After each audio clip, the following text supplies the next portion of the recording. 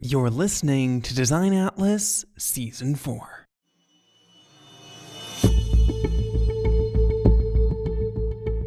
Have you ever wondered about the hidden language of design that holds the key to unraveling the complexities of climate change and environmental awareness? Today on the Design Atlas podcast, we pose a question that will lead us on an illuminating journey at the intersection of graphic design and environmentalism. It was Exxon, and they talked about how emissions are lower today than they were in the 1970s. But actually, the truth to that claim is that it's the catalytic converter that makes emissions smaller on a car. But there are so many more cars now than there were in the 1970s that emissions are way up on what they were then. That's Dr. Rebecca Green, a lecturer and researcher at the University of New South Wales in Sydney, Australia. With a rich background in graphic design and sociology, she brings a unique interdisciplinary perspective to her work. Driven by a passion for effective communication, her research delves into the intricate world of visual communication in the context of climate change. Through her expertise as an experienced graphic designer and illustrator, Dr. Green explores the profound impact that the language of graphic design can project in influencing the reception and trust in strategic climate messaging.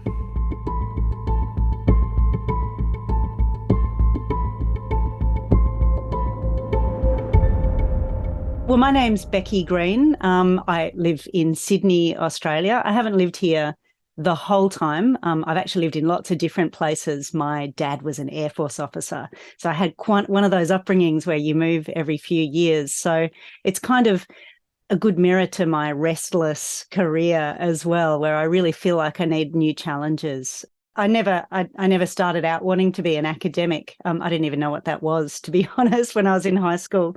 I just wanted to draw comics. I wanted to be a cartoonist, like political cartoonists that draw for newspapers and that kind of thing. But I couldn't quite see a pathway as to how to get there when I was in high school. And I couldn't really see that, other than a few really talented cartoonists, that you could really make a living out of that. So I applied for a history degree at one of the best unis in Australia, and I got in, but I wasn't really feeling it. I just kind of did it because I thought that's what you had to do. So I took some time off and worked as a waiter. I don't know how many people do that, but there were a lot in the late 80s, early 90s. And I started just drawing comics and cartoons and illustrating on the side. And I started to get a bit of work drawing for some graphic designers. And I was like, oh, what do they do? And I'd never even heard of a graphic designer. This was in about 1992. And as soon as I'd seen that, I knew that's what I was built for. So I went straight away. I got in. I spent 2 years learning how to be a graphic designer, and I finished with a diploma. And I then went straight into a studio. I did that for a few years. And then I went to the State Museum in Queensland, which is kind of like the subtropical north of Australia, it was really cool because that brought in my love of history as well. So I got to design exhibitions. I got to crawl inside the only German World War tank in the world. I got to visit the flesh-eating worms room, designed a shipwreck exhibition, like all this cool stuff. So that was really cool. And so that's kind of how I got into graphic design and sort of the beginning of my career there. Dr. Green's journey to her true passion was a process of exploration and experimentation. Graphic design emerged as the beacon of fulfillment amidst various interests she tested along the way. Although the convergence of graphic design with environmental sustainability unfolded later in her career, there was a thread woven into the fabric of her life from the very beginning. Dr. Green's creative calling and commitment to environmental concerns has not just defined her professional trajectory, but has been an intrinsic part of her personal narrative all along. My mum is an ecologist, the first Dr. Green, we shall say. She is, her expertise is in spiders, and particularly the Sydney funnel web, which of course is the most dangerous spider in the world. Great. We had a tank of them actually outside my bedroom door. We had a tank of 60 funnel webs, which, I moved out when I was 17. I'm sure there's no link, but it was always surprising. You go into the kitchen and open the freezer and there'd be all these dead spiders in there in little jars, because that's the most humane way to put them to sleep. So it was quite the upbringing. But so it had always been there. But it wasn't until I left the museum and I was working at a record label, which I really thought was going to be the coolest job ever. And it was for a year or two. And so Dr. Green began her work at the record label company. And as time went by, she started to feel appalled at how much waste and plastic her work produced as a designer. Walking out into the warehouse and seeing just endless shelves of plastic stuff shrink wrapped in more plastic, it really started to make me see what industry I was feeding as a designer. We were doing really cool stuff like album covers and DVDs and CDs and interactive menus, but actually what we were doing is filling the world with more plastic. And a lot of the titles we were selling, I didn't really feel was important or, contributing to society. So yeah, it was at that point that I realised I wasn't making the right contribution. There was actually a quote too from Tibor Kalman that I'd read in Adbusters that said, "Don't work for companies that ask you to lie for them." And once I read that, I was like, well, that's it. I've got to quit. I can't work here another day. I just could. It didn't feel good. I was also an athlete at the time, and I was going through this big change where I'd worked really, really hard. I'd found myself at the World Championships in my sport, which was Taekwondo.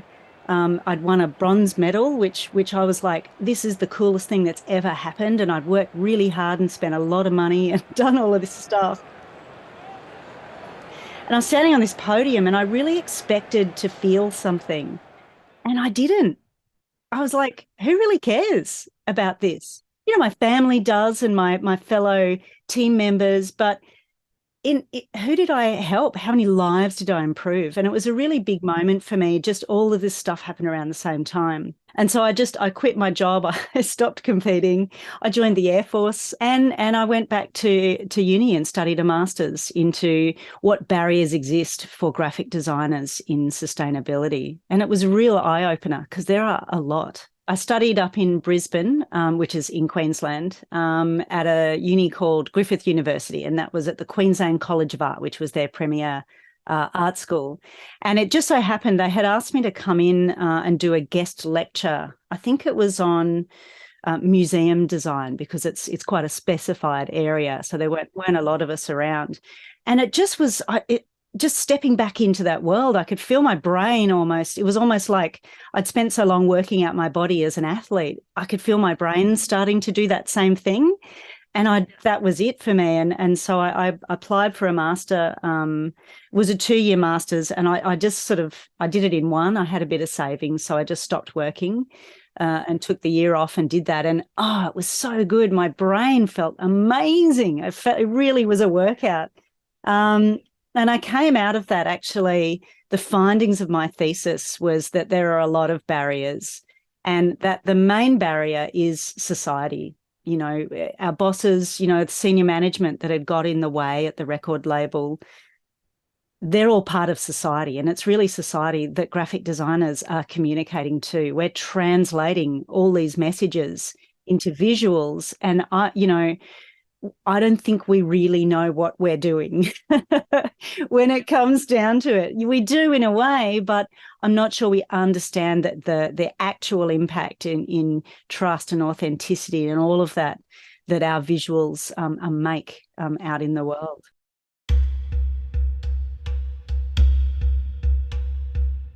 After completing her master's degree, Dr. Green ventured into the realm of entrepreneurship, establishing her own sustainable design studio. This marked her earnest attempt to contribute to positive change. The timing, however, couldn't have been more challenging. It coincided with the onset of the global financial crisis, and despite the prevailing economic turmoil, she held on to her ethical stance as a studio. As time went by, Dr. Green found herself defending the integrity embedded in her approach. Dr. Green committed to working exclusively with clients who shared a dedication to sustainability or helping others transition toward more environmentally conscious practices. In the face of skepticism from friends who deemed her ideals impractical, she remained resolute. Amidst the economic uncertainties, her steadfast commitment to sustainable design defined a path less traveled, one that defied conventional wisdom but held the promise of genuine impact. And actually, in the global financial crisis, I got more work than anybody because all of those companies that didn't have that ethic started to not need graphic design or started to not exist anymore. So it was really cool. So, and look, that was great. But I got to the point where I either take on a lot of staff or I continue working really, really hard. And I was still guest lecturing, and I could feel this pull of actually teaching other people how to be more sustainable might make more effect. So I went back in 2012 and studied my PhD into how graphic designers communicate climate change. That was that big finding from my master's. And again, I did that more because I wanted to teach, but actually 3 years spent researching to really deep dive into that problem was, again, the biggest brain workout. And I came out with a different brain too. My brain thinks differently now after doing that, which I didn't expect. It was like this really cool outcome, as well as, the research and the title and all of that stuff. But actually becoming a different person at the end of that was just so satisfying.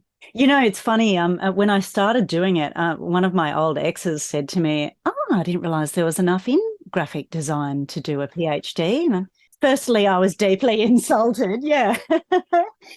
But then I explained to her what I was studying and how important. She was like, "Oh my God, I never thought of that. That is so important. Hurry up." Yeah, I think actually having the sustainability was a big selling point when I went for the job here at UNSW. So I've been here for 4 years now, and I sort of teach whatever is needed, and climate change is one of them. And there's the others are fantastic as well. So it's a really good way to start to bring that into every single course. So of course I'm pushing really hard and offering to help everybody, and because it's so important. And it's amazing because the students are really into it. It's a really big deal to them. I think it's heartening for them to know that graphic designers can make a positive contribution in terms of sustainability. I've noticed a big change in students, and my lectures have changed as well, and how I approach it, where initially I was teaching students about the problem, about climate change, and then moving to sustainable graphic design. But now I'm just jumping straight in. They're all on board. And the emails that I get and the messages that I get after they've had that kind of lecture is like, thank you so much for showing me. And, I feel like I can contribute in graphic design. I feel like I can keep studying because it is important. You've given us some tools that we can actually design sustainably with.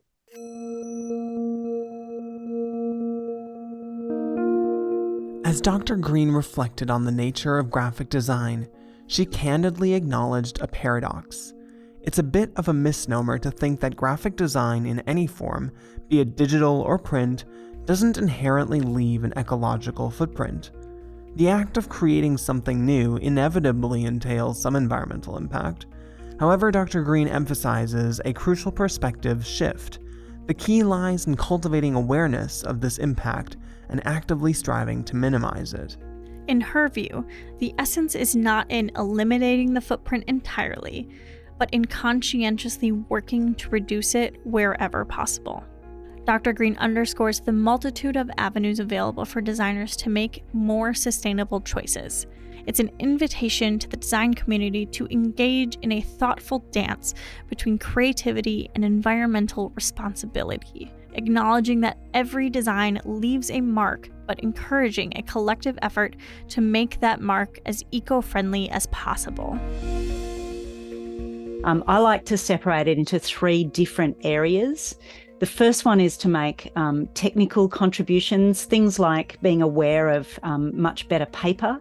There's even a paper that we have here that's instead of being, cooked in an oven and using all of that energy, it's dried in the hot Australian sun, or better bleaches and all that kind of thing, soy inks. So that's the kind of technical approach, and sheet sizes and all that kind of consideration, which is the real enjoyable detail of being a graphic designer, right? Solving a problem with all those skills we've learned.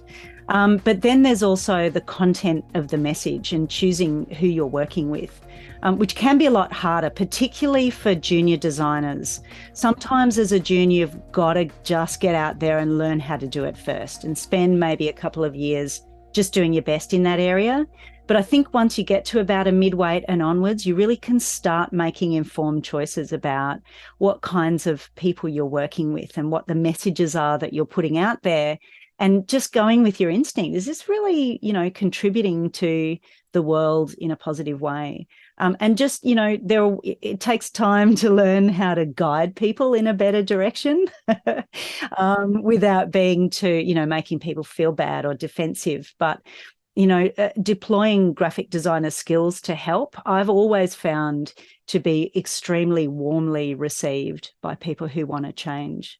So the third one is to actually use your graphic design skills as an agent for change. So actually trying to do something that changes the world in some way. So kind of those 3 approaches are where I would isolate things. And really any help in any of those areas is going to make a really big difference. So it's all about just doing your best.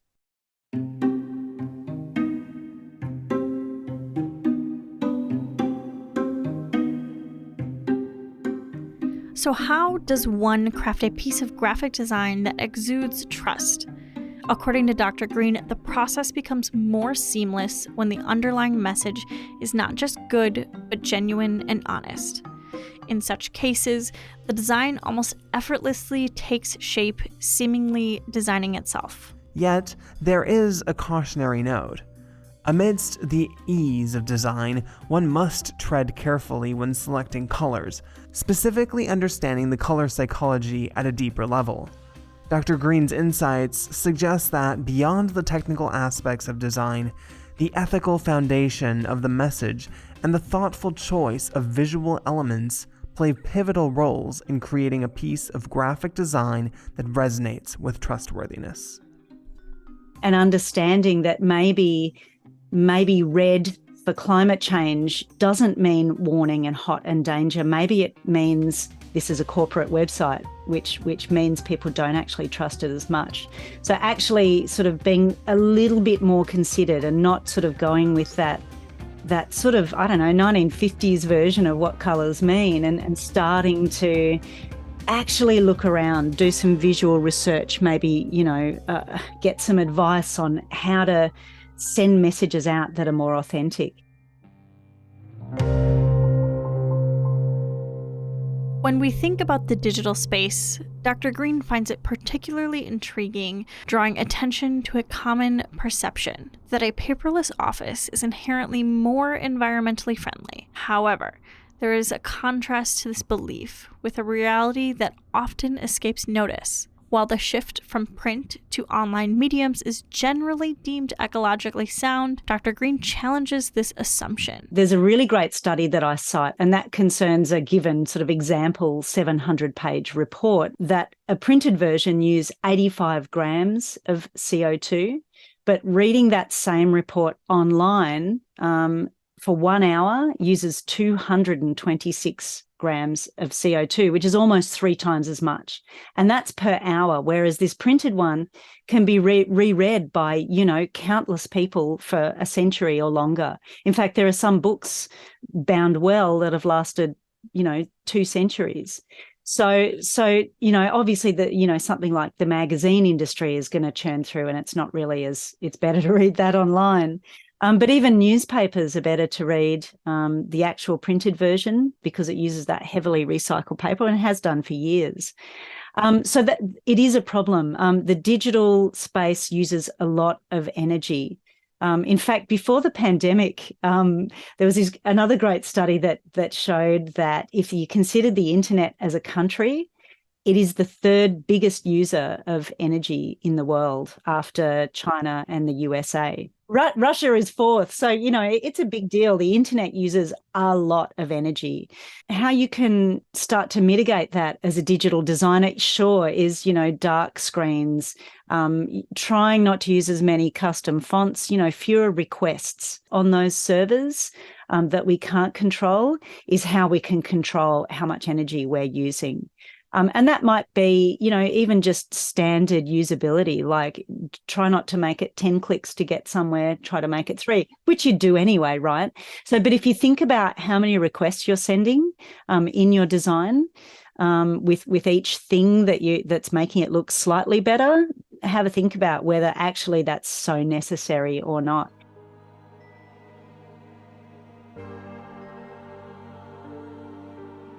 In the realm of environmental consciousness, a frequently used term in today's day and age has emerged that raises eyebrows and questions the authenticity of ego-friendly claims. It's known as greenwashing. The term refers to the deceptive practice of companies and organizations exaggerating or falsely promoting their commitment to environmental responsibility. It's a business practice that aims to conceal the truth about a business's environmental initiatives. It is a big problem, but I find that most clients don't realize they're doing it.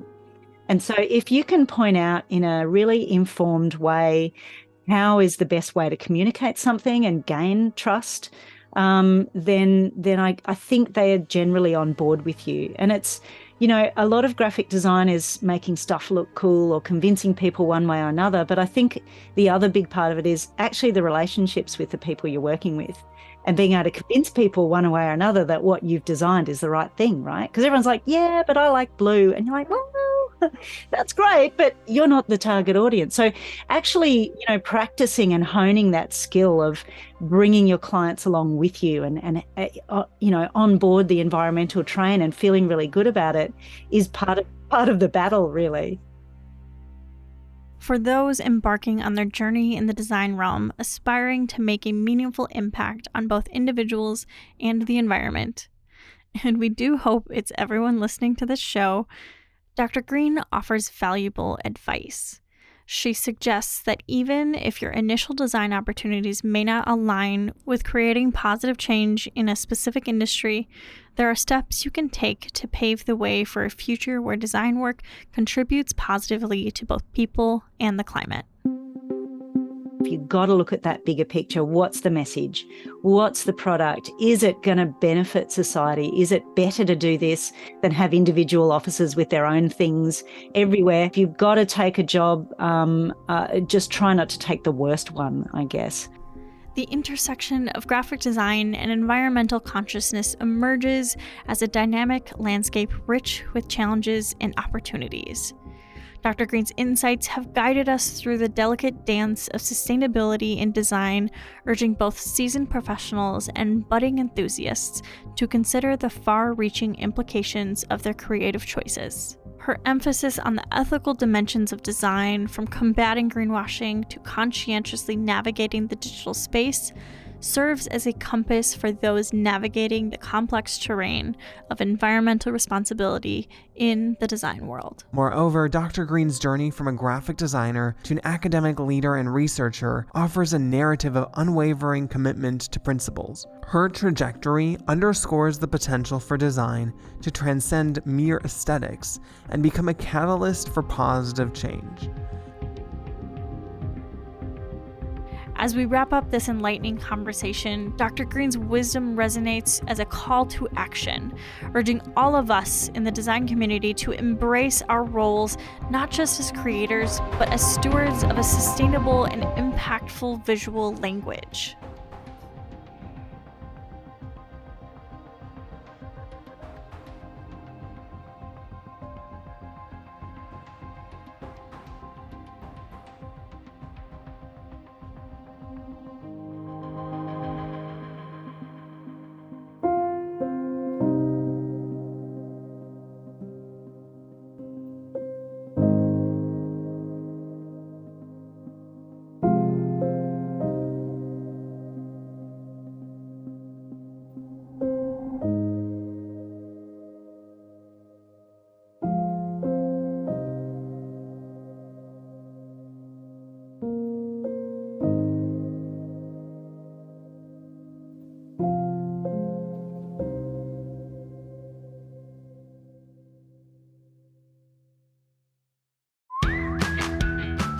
For more information about Dr. Rebecca Green, visit our website, designatlaspod.com.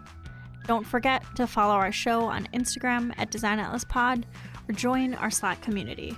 All these details and more can be found in the show notes of this episode. Love what we're doing on Design Atlas? Make sure to give us a positive review on your favorite podcast streaming platform. We'd really appreciate your support.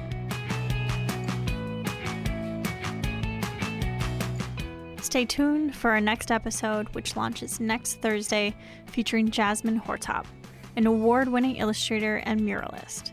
She uses illustration to advocate for sustainability, conservation, and accessibility to the ocean and its health benefits. You're listening to Design Atlas Season 4.